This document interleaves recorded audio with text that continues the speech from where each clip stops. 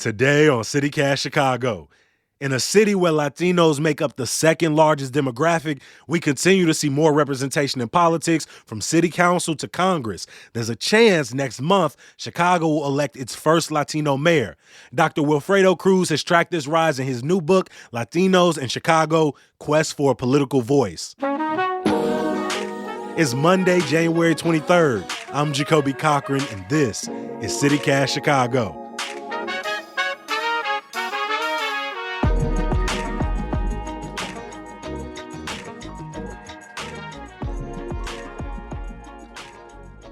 You kind of get the book started with the relationship the Latino community had with Richard J. Daley, the longtime mayor who was sworn in 1955. Can you tell us a little bit about that time, but also who were the amigos for Daley and what did that political organization do? Under the administration of Richard J. Daley, he was ignoring Latinos. He was taking their voice for granted, taking their vote for granted.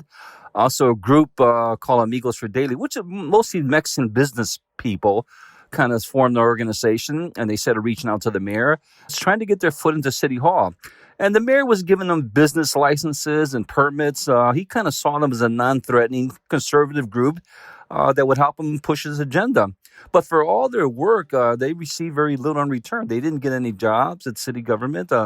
He didn't bring them in. He didn't help them run for political office.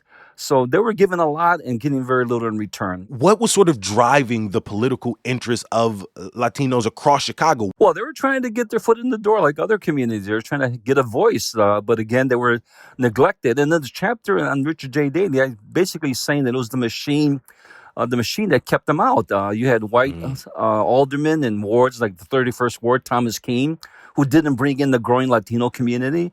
In the 25th Ward, you had the Alderman Vito Marsullo, Italian, who was in his mid-80s, very racist. He was saying a lot of racist things about Mexicans, calling them rats, and refusing to acknowledge that the ward was changing and that you had a second generation of Latinos who wanted a voice and wanted to get active in politics. You talk about a moment in the book that really sparked political activism, and that was the riot in Humboldt Park in 1966. Can you talk about what issues drove that riot, and how did that in many ways awaken people's, maybe not their political consciousness, but their desire to participate more in maybe not the machine per se, but Chicago politics at large? Puerto Ricans had never rioted in any major city in the United States, and they had a lot of concerns. And one of the big concerns is police brutality.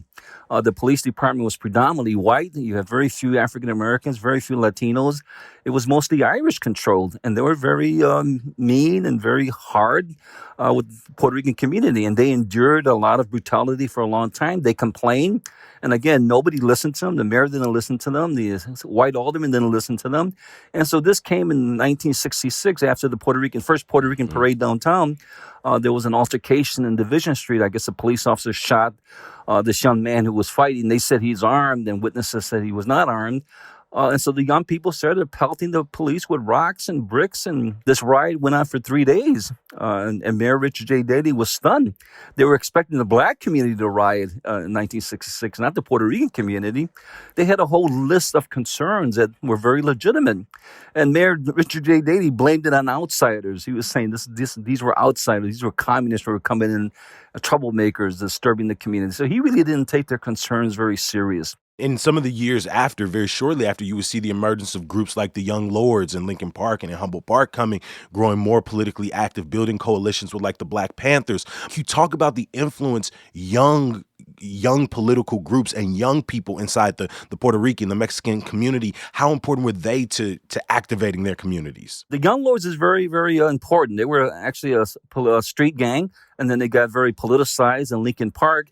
They were against gentrification in Lincoln Park. The mayor was trying to, that was a very up-and-coming community, and so they were displacing Puerto Ricans out of there. And so the Young Lords took a stand. They took over a church, and they got involved in politics. So say Cha-Cha Jimenez, who was actually the president of the Young Lords, he actually ran for alderman. He got about 25% of the vote, but it kind of showed the inexperience that Latinos didn't know how to beat the machine yet. They didn't have the know-how. They didn't have the resources. They didn't have the troops. They didn't know how hard knocked politics, bare knuckle politics was played in the city. And then in the Mexican community, you had Rudy Lozano and Jesus Garcia, who started the 22nd Independent Ward Organization. And Rudy ran for alderman. He lost by about 17 votes. I mean, he was very sharp, very astute.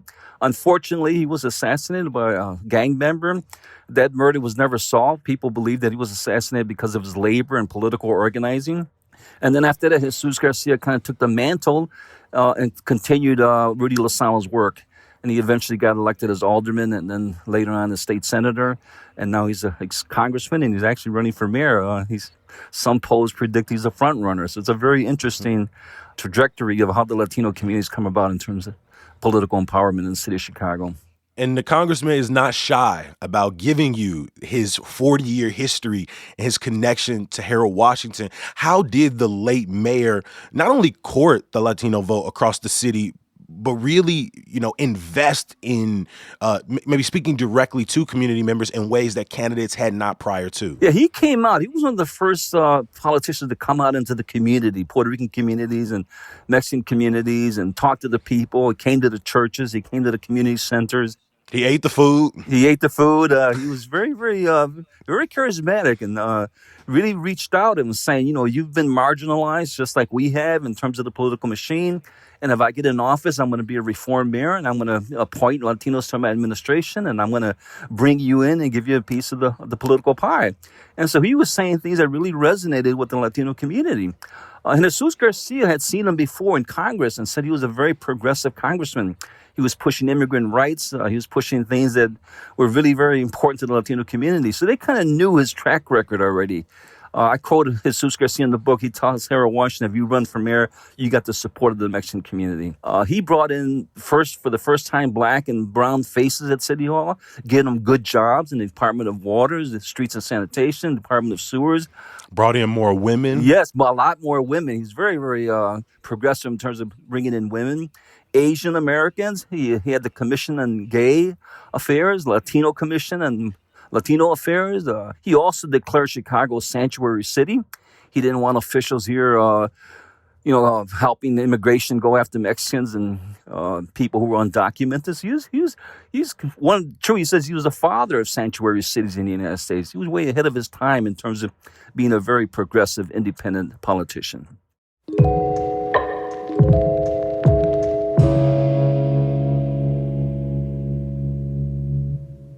Woo, we made it to 2023. But does anybody else feel like you kind of just crashed into the end of the year? And now it feels like the sky's the limit for new beginnings. So, you already know what I'm going to say, right? Now is the time to listen to How to Buy a Home podcast. Buying your first home is a cool New Year's resolution, but it takes a lot of work and it's tough to know exactly where to start. So let host David Sidoni walk you through everything you need to know. Since 2005, he's helped plenty of listeners close on homes they thought were impossible, and he can even connect you to a realtor. Start planning today at howtobuyahome.com and make this the last year you rent. Find How to Buy a Home on YouTube and wherever you listen to podcasts.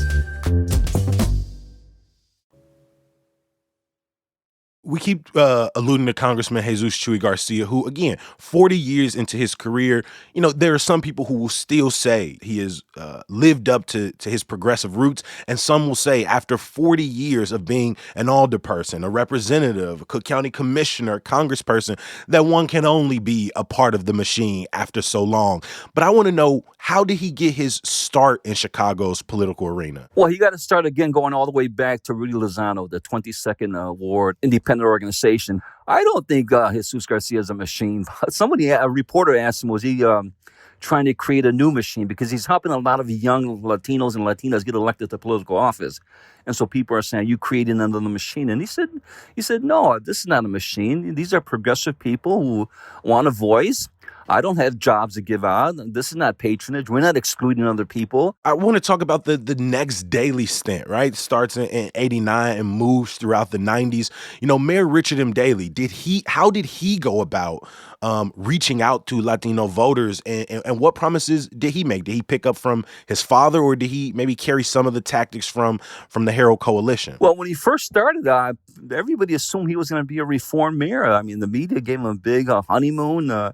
He he started doing some of the things that Harold Washington was doing. He started appointing more Latinos to city jobs. He actually appointed Raymond Orozco as the fire commissioner, Matt Rodriguez as the superintendent of police. So he started making a lot of Latino appointments, which is very, very good. He was giving more city contracts to Latino businesses. So it looked like for a little while that he was doing very progressive things. But then later on, you have the development of the HDO, the Hispanic Democratic Organization. They started in this first election. This was a group from the South Side, mostly Mexican members who actually became kind of a patronage army. There were over 1,000 members who were doing Mayor Daley's, M. Daley, the son, his dirty work. They were backing him up for mayor and also going after people that he didn't like. They actually went after Jesus Garcia because Jesus Garcia was a state senator who was very independent, who had taken some stands against Richard M. Daley. And so they went after them and actually defeated him. They actually backed up a white candidate in the 10th ward against a Latino candidate. And for all their work, they were being rewarded with city jobs. They were getting these jobs in streets and sanitation. Al Sanchez, one of the founders, he became commissioner of streets and sanitation. Angelo Torres, another lieutenant, was running the hired truck program. That was a big scandal. The Sun-Times broke a story saying that these truckers were getting paid all this money, $40 million a year, to do nothing. And Angelo Torres went to jail. Al Sanchez went to jail. Robert Sorge, his intergovernmental person, went to jail.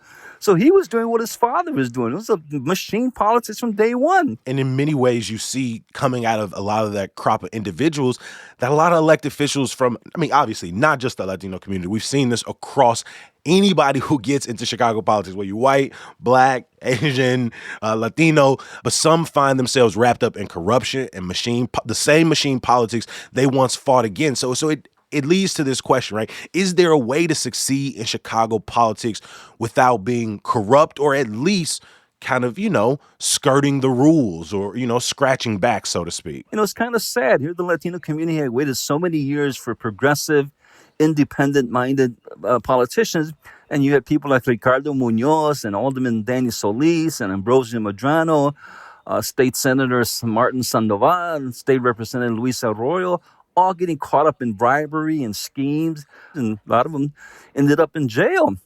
The Cook County Commissioner, Mario Moreno, the judge gave him 11 years in jail. He's still in jail. Ambrosio Medrano 3 times got caught doing the criminal kinds of things. But then I end the book on a positive note. I have a chapter that talks about these young people who call themselves democratic socialists who are getting elected. They're very young. They're doing some great things. They have very great ideas. They're talking about affordable housing and rent control and immigration rights and quality education. And so I say this generation represents a breakaway from the machine politics. They represent a young generation of a new breed of politicians who have the community interests first, not their own interests and not the party's interests and not the machine interests. Delia Ramirez just got elected as the first Latina congressman in the new ward. So now we have Jesus Garcia and we have Delia Ramirez, who's Guatemalan. So I see the future very bright for Latino politics. I think these younger generation are going to do a lot of great things. Often because of the nature of our city, the way we've been taught to see each other, when we talk about the rise of one group's political power, it often feels like it's coming at the expense of someone else's. So when we think about the ward remapping process, it felt like there was this black versus brown conversation. How do you think we can be productive about, speaking about the rise of Latino power without necessarily denigrating the power of any other community? That's a good question. Yeah, unfortunately, there's a possibility, especially African Americans who now see themselves as the 3rd largest group in Chicago. Latinos are now the 2nd largest group. So there's the potential either for coalition building or for resentment and hostilities. Politics is the art of compromise. You can't have everything that you want. And I think blacks and Latinos need to reach out to each other and talk and converse, and kind of what Harold Washington was doing. They shouldn't be fighting over crumbs and fighting with each other.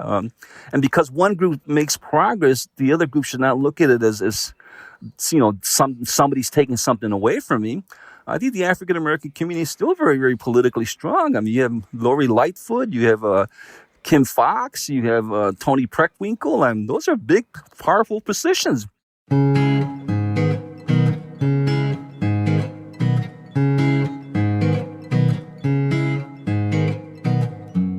Dr. Wilfredo Cruz, I appreciate you joining CityCast Chicago again. He is the author of Latinos in Chicago, Quest for a Political Voice. Thank you so much. The context you offered today, the history lesson you provided, I'm very grateful. Thank you very much for having me. I really appreciate it.